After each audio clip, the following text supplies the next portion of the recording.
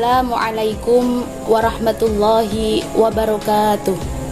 A'udzu billahi samii'il 'aliim minasyaitonir rajim. Bismillahirrahmanirrahim. Alhamdulillahil qail innahu latanzilu rabbil alamin. Nazala bihir ruhul amin ala qalbika litakuna minal mundirin bilisanin arabiyyin mubin wa ala alihi wa sahbihi ajmain, amma ba'd. Alhamdulillah wa syukurillah, kita masih diberi nikmat oleh Allah, nikmat yang luar biasa, nikmat sehat, nikmat sempat, sehingga kita masih dipertemukan dengan bulan Ramadan yang penuh barokah ini. Semoga amal ibadah kita selama bulan suci Ramadan ini diterima oleh Allah Subhanahu wa ta'ala. Syahrul Ramadan adalah syahrul Quran. Ramadan adalah bulannya Al-Quran. Ramadan begitu menjadi bulan yang mulia dan istimewa karena pada bulan suci Ramadan itu Al-Quran diturunkan. Segala sesuatu yang berhubungan dengan Al-Quran itu akan menjadi istimewa dan mulia. Malaikat Jibril menjadi istimewa dan mulia karena lewat perantara malaikat Jibril Al-Quran diturunkan. Rasulullah Muhammad SAW menjadi nabi yang istimewa dan mulia karena kepada beliaulah Al-Quran diturunkan. Dan kita sebagai umatnya Rasulullah Muhammad SAW, kalau pengen menjadi manusia yang istimewa dan mulia, maka kita harus selalu berhubungan dengan Al-Quran, selalu berpegang teguh kepada Al-Quran, membaca dan mengamalkan apa yang ada di dalam Al-Quran. Rasulullah Muhammad SAW bersabda, Iqra'ul Qur'ana fa innahu ya'ti yaumal qiyamati syafi'an li ashabih. Bacalah Al-Quran, karena sesungguhnya Al-Quran itu pada hari kiamat akan datang sebagai penolong dan pemberi syafaat kepada ashabnya. Lalu siapakah yang termasuk ashabnya itu? Ulama memberi keterangan bahwa ashab itu adalah seseorang yang mempunyai 3 unsur.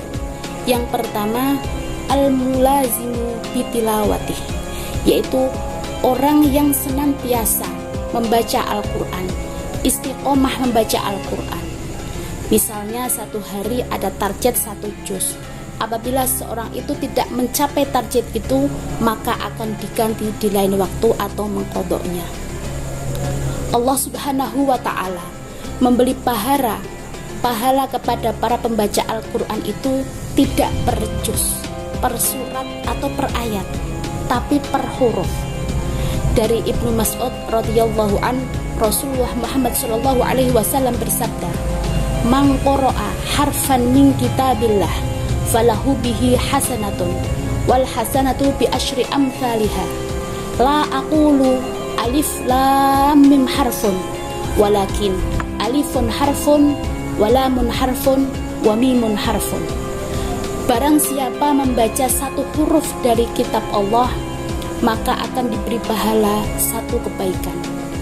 Dan 1 kebaikan itu akan dilipat gandakan menjadi 10. Tidaklah aku mengatakan alif lam mim itu 1 huruf, akan tetapi alif 1 huruf, lam 1 huruf, mim 1 huruf. Bahkan Allah Subhanahu wa ta'ala memuliakan orang yang membaca Al-Quran itu dengan sesuatu yang luar biasa. Setiap huruf, setiap kalimah, setiap ayat yang dibaca oleh pembacanya itu akan diberi pahala yang luar biasa oleh Allah Subhanahu wa ta'ala. Allahumma rzuqna bikulli harfin minal Qur'ani halawah. Ya Allah, jadikanlah setiap huruf dari Al-Quran yang dibaca itu menjadi kenikmatan. Wa bikulli kalimatin karamah, setiap kalimah yang dibaca dari Al-Quran itu menjadi kemuliaan. Wa bikulli ayatin sa'adah, setiap ayat yang dibaca dari Al-Quran itu menjadi kebahagiaan bagi pembacanya. Wa bikulli suratin salamah, setiap surat-surat yang dibaca dari Al-Quran itu akan menjadi penyelamat bagi pembacanya.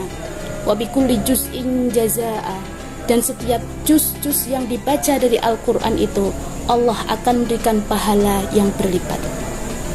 Begitu istimewa dan mulianya para pembaca Al-Quran Maka marilah kita senantiasa mengistiqomahkan, meluangkan waktu untuk membaca Al-Quran setiap harinya.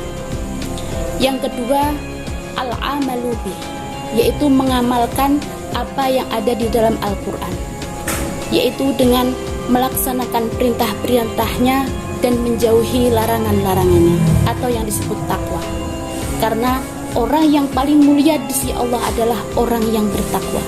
Inna akramakum indallahi atqakum. Yang ketiga, al-mutakhalliqu bi akhlaqih, yaitu bertingkah laku sebagaimana Al-Quran. Al-Quran yang dibaca itu tidak hanya di lisan saja, harus sampai ke dalam hati. Al-Quran yang dibaca itu tidak tentang bagusnya bacaan atau lancarnya bacaan, tapi lebih pada akhlak bagi pembacanya. Karena sesungguhnya Al-Quran itu adalah akhlak. Apabila seorang itu membaca sampai ke dalam hati, maka akan menumbuhkan, menjadikan seorang itu menjadi orang yang berakhlak mulia, orang yang mempunyai budi pekerti yang baik, sehingga dapat melahirkan sifat kasih sayang kepada sesama, toleransi, menghormati kepada orang lain. Apalagi kita hidup di negara yang berbeda-beda, berbineka tunggal ika, berbeda dari segi suku, agama, ras, dan budaya. Jangan jadikan Al-Quran justru sebagai alat untuk memperpecah belah, menebar kebencian kepada orang lain. Apabila pembaca Al-Quran itu benar-benar sampai ke hati, akan menjadikan orang itu menjadi orang yang berakhlakul karimah, maka akan menjadikan Indonesia menjadi baldatun thayyibatun wa rabbun ghafur. Maka dari itu, marilah kita menjadi muslim yang cerdas, tidak menjadi muslim yang musiman, hanya membaca dan semangat membaca Al-Quran, menghatamkan Al-Quran di bulan suci Ramadan saja. Tapi di bulan-bulan lain harus tetap mempunyai semangat dan tekad yang sama untuk menghatamkan Al-Quran. Karena perumpamaan orang yang membaca Al-Quran itu adalah seperti buah utrujah. Masalul mu'minin alladzi yaqra'ul Qur'an kamasalil utrujah, rihuha thayyibun wa ta'muha thayyibun. Perumpamaan orang mukmin yang membaca Al-Quran adalah seperti buah utrujah yang baunya wangi dan rasanya manis. Sedangkan orang mukmin yang tidak membaca Al-Quran, masalul mu'minin alladzi la yaqra'ul Qur'an masalit tamrah la rihalaha wa ta'muha hulwun. Orang mukmin yang tidak membaca Al-Quran itu seperti buah kurma, tidak ada baunya tapi rasanya tetap manis. Maka dari itu, semoga kita menjadi muslim-muslimah yang senantiasa membaca, mengamalkan Al-Quran, sehingga kita akan mendapatkan syafaatnya Al-Quran minat dunia hatal akhirah. Terima kasih atas segala perhatian. Mohon maaf atas segala kekurangan. Wallahul muwaffiq ila aqwamit thoriq. Wassalamualaikum warahmatullahi wabarakatuh.